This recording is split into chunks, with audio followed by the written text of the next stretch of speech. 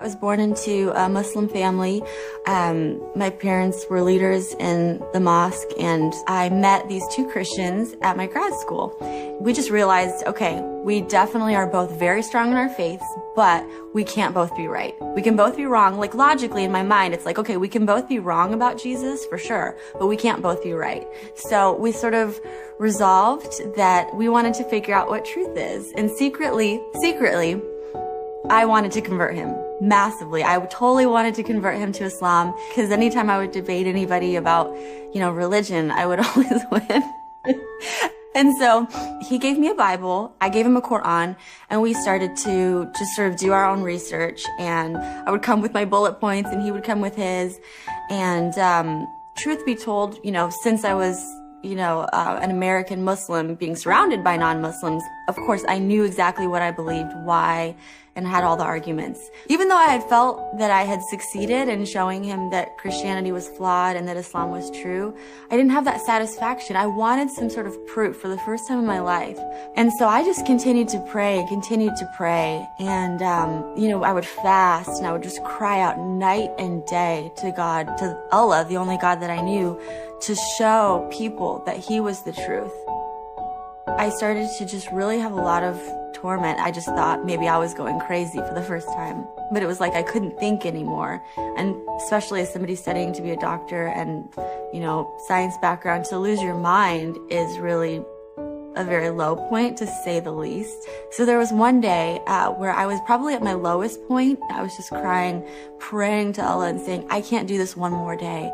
And that same day, I got a text message from my friend. He had been praying for me all along, and his church actually had been praying too down south. And his pastor actually had brought, or had typed up bullet points from the book by Lee Strobel called The Case for Christ. And so because I was at such a low point at that point, I was like, I'll read anything. Why not? It gave so much significant proof for the historicity of the cross and resurrection. And I started to read the Bible again. I was reading it as though it actually could have happened. And I just remember thinking, oh my gosh, this is beautiful. And then I called somebody that I knew who was a Christian. She said, why don't you just ask Jesus to come into your heart? If you're wondering and curious, you have nothing to lose. And, little did she know, if a Muslim asks Jesus into their heart, it's hell for eternity. No coming back. You cannot come back from that. So I just looked up at the heavens and I said, Allah, I don't know who you are. Allah, I don't know what's real. Whoever you are, though, I want to give my life to you. If you're Jesus, you can come into my heart. The next morning I woke up and all the torment was gone. So I thought to myself, okay, logic brain, I'm going to really give this exploration of the Gospels 3 or 4 years of my life, and I'm going to really look into it to see if it's real. I'm going to stay a Muslim, of course. I would never leave Islam, but I just want to give this a chance.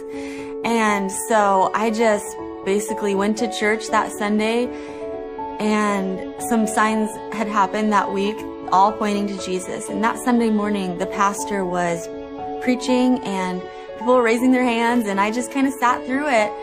But my heart just wanted to worship. And when the altar call came, we all bowed our heads, and the pastor just said, I feel like there's someone in here that wants to give their life to Jesus, but they don't even know what that means, and they're really scared. And I just said, enough is enough. It's taking me more faith to not believe in Jesus than to believe in him. He's my first experience with love.